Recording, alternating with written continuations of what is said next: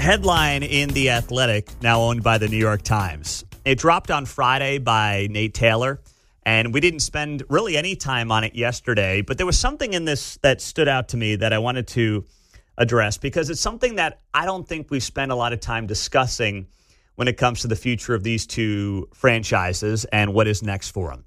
Headline here in The Athletic read on Friday, a renovated Arrowhead or a dome in Kansas, inside the Chiefs' looming stadium decision.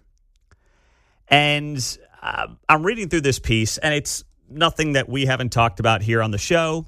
Of course, when you think about the future of these two teams, we all know what the deadlines are. We all know right now there's a special session in Jeff City. We know the Star Bond offer in Kansas ends on June 30th. It could be extended one more year. It has not been extended for another year. But as you go through this article, and it's long, it's well done, it's probably a couple thousand words. Article notes here, if the Chiefs choose to renovate Arrowhead, one question looms over Clark Hunt and Mark Donovan, the team president.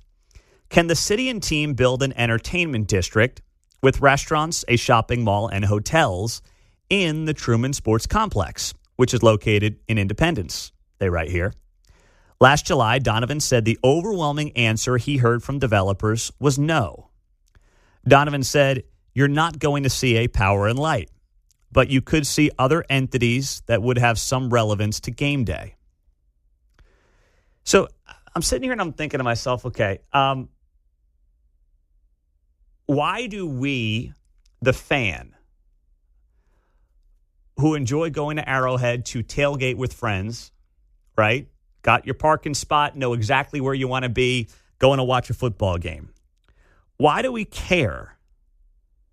Or why should we care as to whether or not the team is able to build Power and Light, no pun intended, out of the Truman Sports Complex? The Royals at least have an argument here.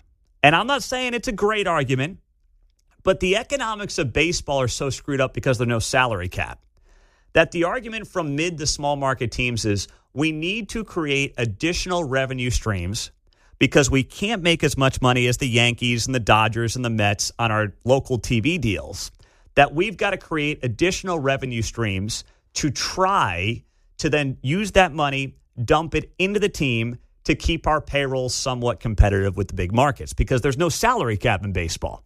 The Dodgers can have a $400 million salary cap or salaries for their players, and the Tampa Bay Rays can have a $40 million salary cap for their players. You just pick and choose based on basically how cheap or how rich your owner is. That's it.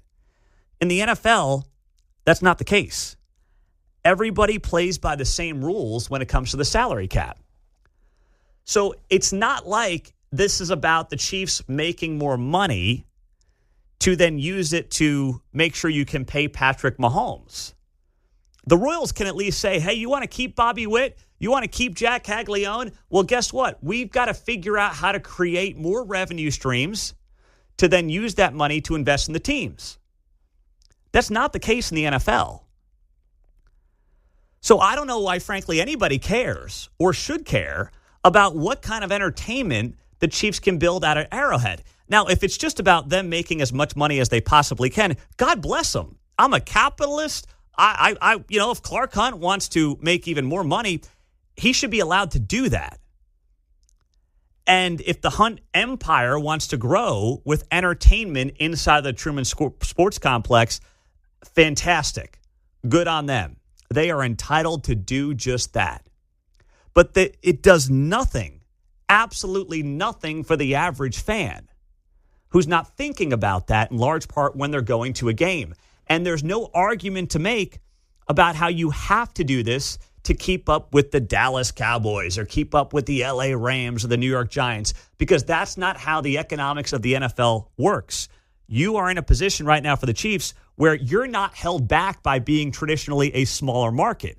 The NFL has it right. It's in part why it's the most competitive sport in America and the most popular sport in America.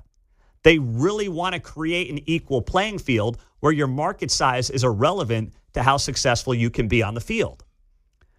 So this pitch and this part of this article in the New York Times, The Athletic, where the Chiefs are trying to figure out, hey, what can we do on game day? How can we make more money?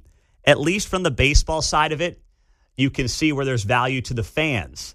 If the fans say, hey, we need these other revenue streams for our team to stay competitive or as competitive as we can. In the NFL, it is completely irrelevant and meaningless. It's just about the team trying to make more money, which they are entitled to do. But at what point does the taxpayer, at what point does the legislature, at what point does the governor say, you know what? I mean, we want you guys. We really do. We think that we have a great complex. We've supported you as a state. We've supported you as a city. But this is kind of like all in your wheelhouse and about you making more money. It's not really about our taxpayer, and it's not really about our fan experience as much as you want to bill it as that. It's a bottom line play. But let's just call it what it is.